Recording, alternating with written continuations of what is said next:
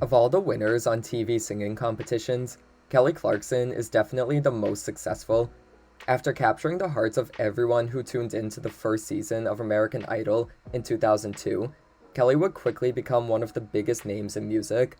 Her first two albums, Thankful and Breakaway, were commercial juggernauts stacked with hit single after hit single. She was a force on the charts during this time, but things would slow down a little bit with the release of her third album, My December. A much darker record than her previous two, My December was met with heavy opposition from her label, RCA. Clive Davis, the head of RCA's parent company, Sony BMG, was especially unhappy with the grungier direction. This led to a public battle, with Kelly saying no one would listen to what she wanted to do, despite her selling millions of records. Unfortunately, My December wouldn't do quite as well as her previous albums, as it wasn't super accessible to mainstream audiences.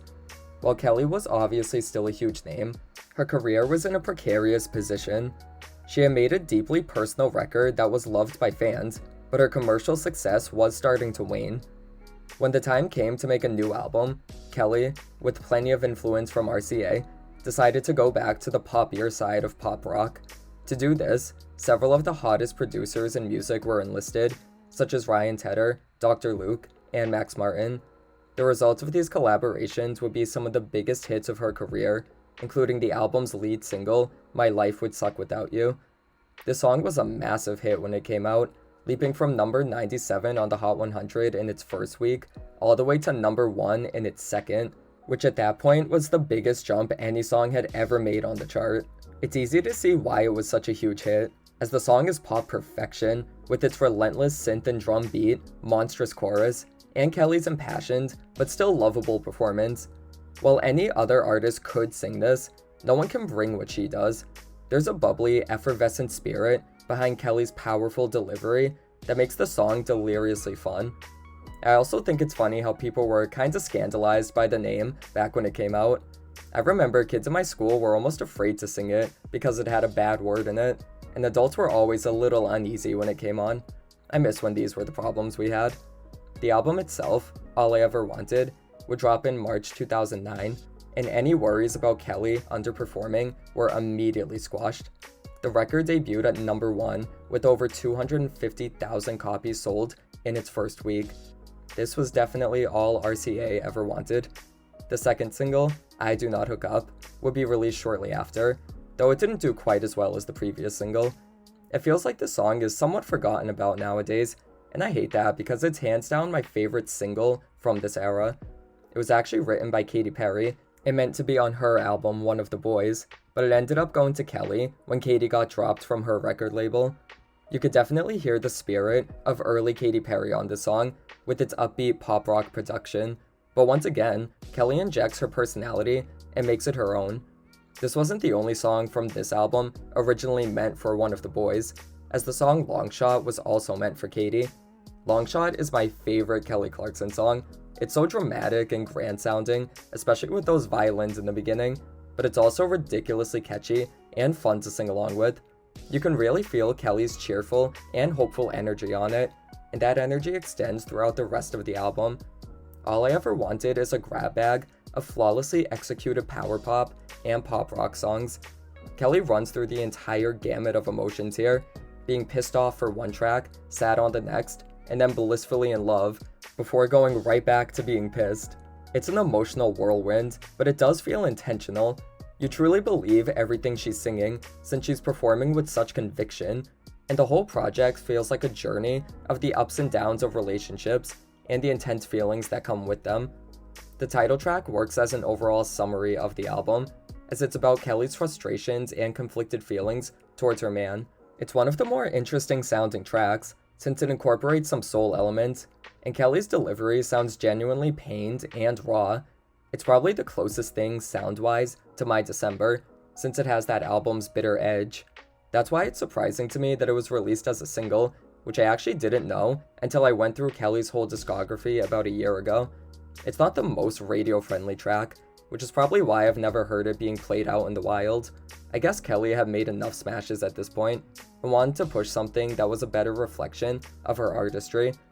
I also didn't know this was a cover song until doing this video, again showing how Kelly really made these songs her own. The original was recorded by a rock band called Oranda, and she actually covered another one of their songs, called Why You Wanna Bring Me Down, for this album. She sounds great on both, but Why You Wanna Bring Me Down is the better of the two, in my opinion. I love the spunky attitude and confrontational performance she gives on it. It reminds me of something that'd be on The Best Damn Thing by Avril Lavigne. Its frantic production mixed with her over-the-top delivery make it a standout for me.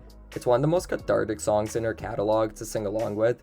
Another personal highlight is If I Can't Have You, my second favorite song on the album. It's definitely the most electronic and synthy song here, sounding like an 80s dance throwback. I love how Kelly's kinda serving villain on it. It sounds like a song in a movie where she's a double agent trying to seduce the main character so she could get all his intel and report it back to the main villain. I want a video where she's doing that. That would be so much fun. I've seen some criticism that this song doesn't really sound like Kelly, and yeah, I could see that. There's really no other song she has like this. The girl doesn't do heavily auto-tuned electro dance tracks that often. I could totally hear this on Rihanna's Good Girl Gone Bad, or on Christina Aguilera's Bionic, but I don't think that's a bad thing. Kelly still gives a bold and honestly pretty sexy performance on it, and even though it's not really her style of song, she manages to sell it. When I first listened to All I Ever Wanted, I didn't think it fit in with the rest of the tracks, but given how frantically this album whips around its tone, I actually think it makes perfect sense being here. Now as for a song Kelly wished wasn't here, the album's third single, Already Gone, had some controversy surrounding it back when it came out. She made the song with Ryan Tedder, who had previously worked with Beyonce for her song Halo. He must have still had that song in his head, because Already Gone sounds pretty similar to it. Kelly confronted Ryan about this after hearing Halo, saying people would think she was ripping off Beyonce. She ironically did not want this to be on All I Ever Wanted, but since the album was already being pressed, there was nothing she could do. She fought with her management to release the song Cry as a single instead of Already Gone, though obviously she lost that battle. She ended up making a song about the situation called Wash, Rinse, Repeat, and it's as scornful as you'd think it would be. Give me old, rip it off, let's see if it sticks to the wall again. Does it sound familiar? Does it linger in your ear, like something you remember from just last year? She was coming for this man's neck. The song didn't get an official release, but it leaked in May 2010, and funnily enough, Ryan actually said he liked it, and that he loves how Kelly always speaks her mind. Good on him for having such a nice response, even if it was just publicly. This whole feud is pretty indicative of this era in Kelly Clarkson's career. Even though All I Ever Wanted retains Kelly's charismatic and peppy spirit, you could definitely tell this was a compromise album. After My December underperformed, the label wanted something more commercially viable, resulting in the sugary pop rock and synthy sound of All I Ever Wanted. She was forced to be a different artist than the one she wanted to be. Hell, even the cover art is so heavily edited that Kelly literally said it wasn't her. It's almost sad to look at this picture and think about what Kelly was going through. She bared her soul on her last album to relatively less success, so her label came through, packaged her up in flashy colors, and made her into what they wanted. There's even a song about that very topic, called Ready, on this album, where she sings about being told what to do, and the toll it's taken on her mentally. It's one of the best, albeit strangely unsettling songs here, with its chipper production contrasting the dark lyrics. The thing is, the decision to bring Kelly back to a more mainstream pop sound did work. Had it not been for the success of this album, Kelly's career may not have continued thriving as much as it did. Despite all the drama surrounding All I Ever Wanted, it's still a remarkably solid record worth listening to today. It's my personal favorite Kelly album. It's just so easy to throw on and enjoy. While it may not have been Kelly's ideal vision, it can't be denied that All I Ever Wanted is a staple of 2000s pop music.